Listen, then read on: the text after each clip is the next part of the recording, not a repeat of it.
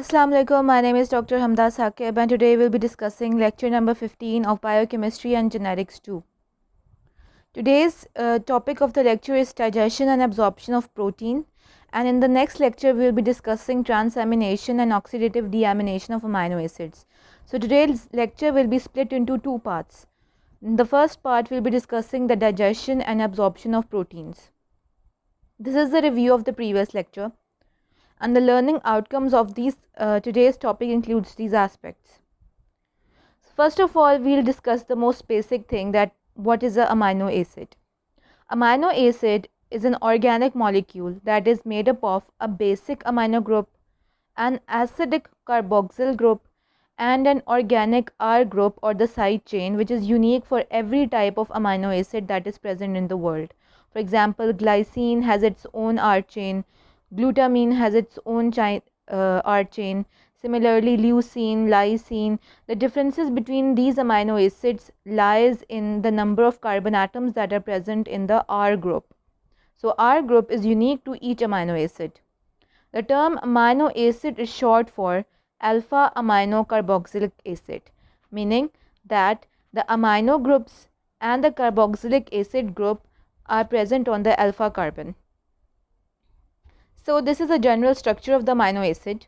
There is an amino group and there is a carboxyl group which is attached to the common alpha carbon, to which a side chain is also attached, which is unique to each kind of amino acid.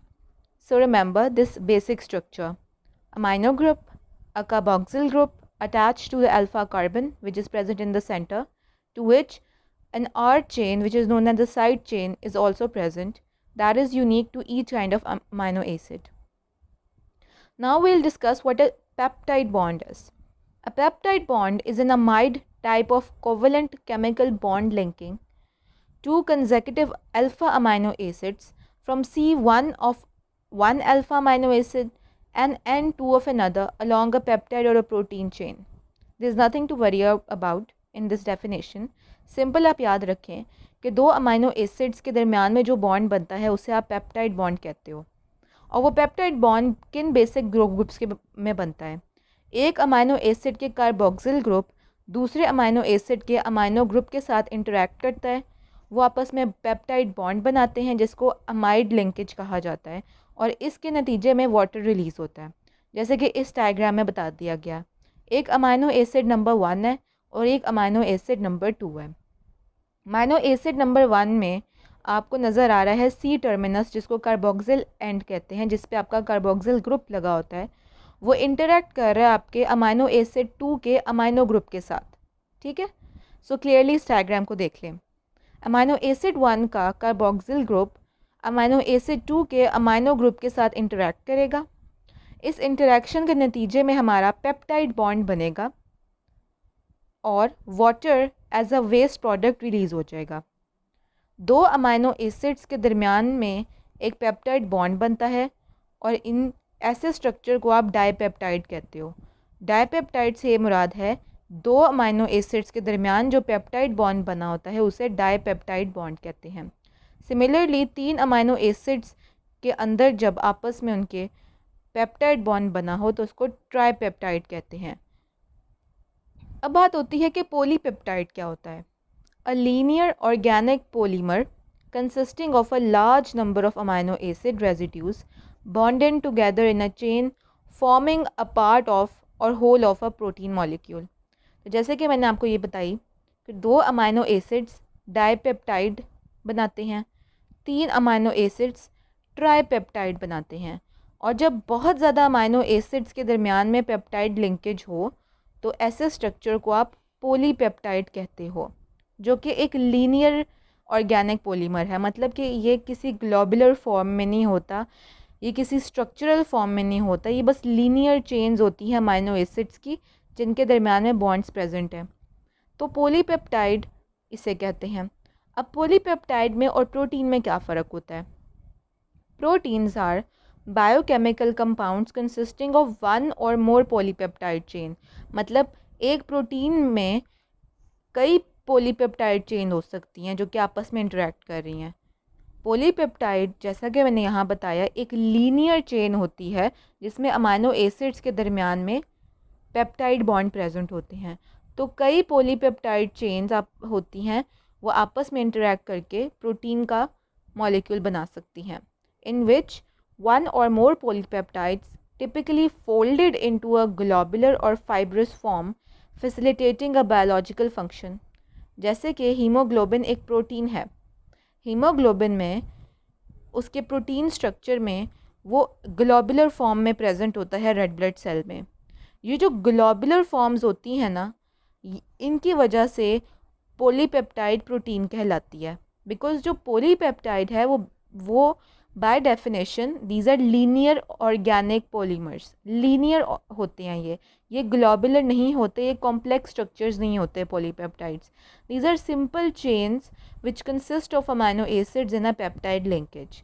जबकि एक protein में कई polypeptide हो सकते हैं और ये आपस में मिलकर ग्लोबुलर स्ट्रक्चर्स बना सकते हैं। So protein is a naturally occurring extremely complex substance. So protein is a complex substance, not simple like a polypeptide. It is extremely complex substance that consists of amino acid residues joined by peptide bonds to form polypeptides, and two or more polypeptides or more can be present in a protein. Proteins are present in all living organisms and include many essential biological compounds such as enzymes, hormones and antibodies. जैसे enzymes का जो structure होता है ना, वो simple एक linear form में नहीं होता। एंजाइम जब आप देखते हैं तो वो ग्लोबुलर स्ट्रक्चर्स होते हैं, एंजाइम सर्कुलर स्फेरिकल स्ट्रक्चर्स होते हैं एंजाइम्स जो होते हैं।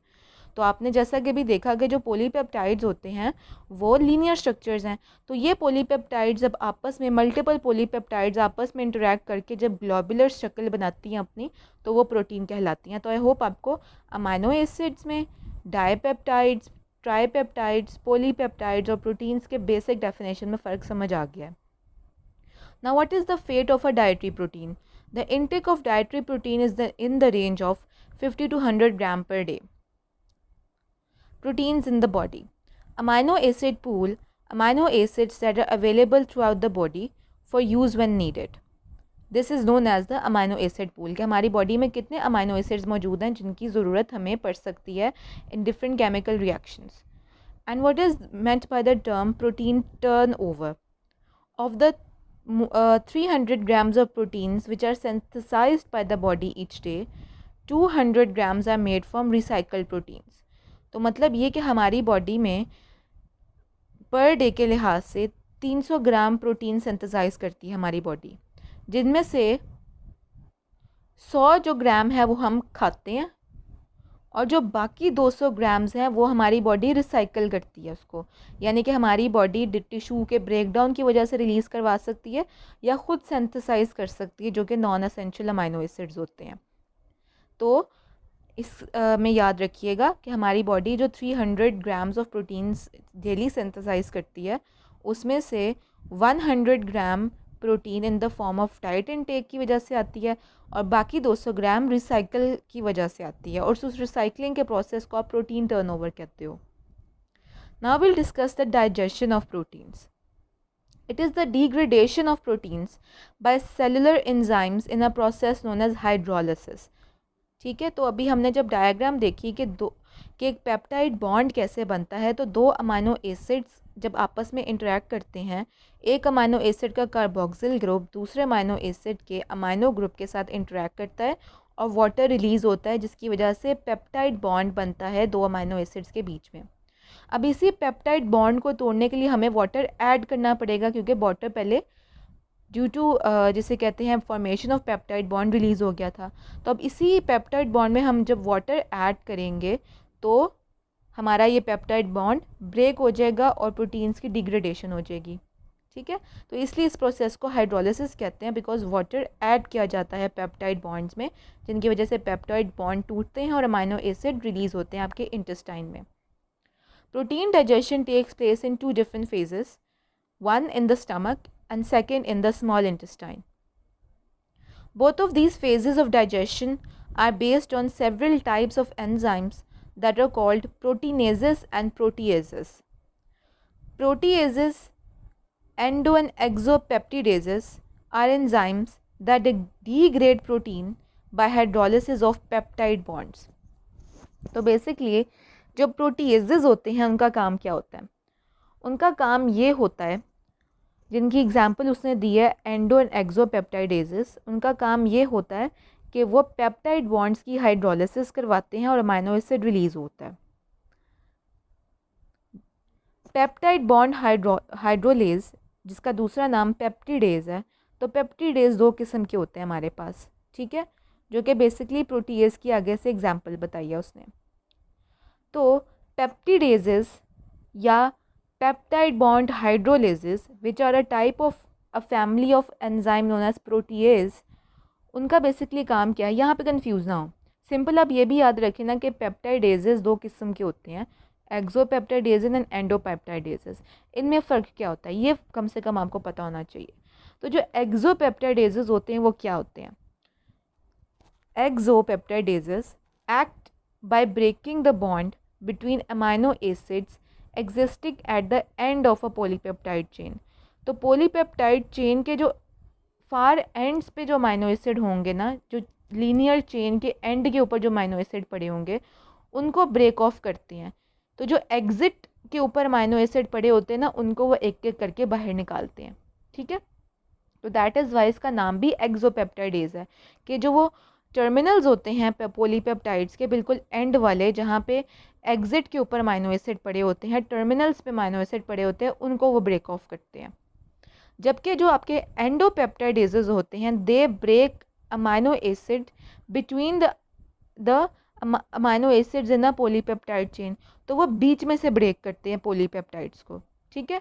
वो एंड से अमाइनो एसिड्स को नहीं निकालते, वो पॉलीपेप्टाइड चेन को बीच में से ब्रेक करते हैं और अमाइनो एसिड्स को रिलीज़ करवाते हैं, ठीक है। तो नाम में ही काम है कि एक्सोपेप्टाइडेजेस ने जो एग्जिट पे अमाइनो एसिड्स पड़े हुए हैं, उनको जो इन पॉलीपेप्टाइड चेन, उनको रिलीज़ करवाना होता है by breaking the peptide bond. जबकि जो आपके एंडोपेप्टाइडेजेस हैं वो बीच में से ब्रेक करते हैं आपके पॉलीपेप्टाइड चेन को और अमाइनो एसिड्स को रिलीज़ करवाते हैं। तो I think that is quite clear. Now mouth and salivary gland, what role do they have in protein digestion? Chewing and crushing of protein-rich food and mix them with saliva to be swallowed as a food bolus. तो basically ये थोड़ी सी sketchy diagram आपके सामने show की है, जिसमें protein आपका shorter polypeptides में कन्वर्ट होता है with the help of pepsin and acids, ठीक है। फिर ये shorter polypeptides are converted into amino acid with the help of peptidases. और ये पेप्टिडेजेस का काम क्या था? अमाइनो एसिड्स को रिलीज़ करवाना by breaking the peptide bond, and there are two type of peptidases, exopeptidases and endopeptidases. Exopeptidases amino जो polypeptides होते हैं उनके फार एंड या एग्जिट के ऊपर जो अमाइनो एसिड पड़े होते हैं उनको रिलीज़ करवाते हैं। जबकि आपके जो एंडोपेप्टिडेजेस होते हैं वो पॉलीपेप्टाइड चेन्स को बीच में से ब्रेक करते हैं और रिलीज़ करवाते हैं। तो प्रोटीन पहले शॉर्टर पॉलीपेप्टाइड चेन्स में चेंज होती है। पहले जो प्रोटीन जो ग्लोबुलर स्ट्रक्चर में प्रेजेंट थी वो लीनियर स्ट्रक्चर्स यानी पॉलीपेप्टाइड्स में पहले कन्वर्ट होती है, छोटे छोटे पॉलीपेप्टाइड्स में। और पॉलीपेप्टाइड्स आपको याद है क्या थे? These are linear chains of amino acids in which peptide bonds are present. तो पहले प्रोटीन जो कि कॉम्प्लेक्स ग्लोबुलर स्ट्रक्चर था वो छोटे लीनियर स्ट्रक्चर्स में कन्वर्ट होगा विच आर द पॉलीपेप्टाइड्स, और फिर ये पॉलीपेप्टाइड्स अमाइनो एसिड्स में कन्वर्ट हो जाएंगे। तो प्रोटीन हम इस डायग्राम में देखें कि हमने प्रोटीन इनटेक की, प्रोटीन जब स्टमक पे गई तो उस पर पेप्सिन और एसिड एक्ट किया। जब पेप्सिन प्रोटीन पे एक्ट किया तो पेप्सिन ने प्रोटीन को पॉलीपेप्टाइड में कन्वर्ट कर दिया। मतलब प्रोटीन जो कि कॉम्प्लेक्स ग्लोबुलर स्ट्रक्चर था उसको linear structures of chain of amino acids में कन्वर्ट कर दिया। इन पॉलीपेप्टाइड्स पे जब पेप्टिडेजेस एक्ट करेंगे तो ये पेप्टिडेजेस इन पॉलीपेप्टाइड से फिर अमाइनो एसिड्स को रिलीज़ करवा देंगे। फिर ये अमाइनो एसिड्स आपके ब्लड स्ट्रीम में एब्जॉर्ब हो जाएंगी। तो ये एक स्केच, आप रफ स्केच अपने दिमाग में रखेंगे इसको। तो इससे आगे फिर हम डिस्कस करेंगे various types of enzymes that are important in the digestion and absorption of amino acids.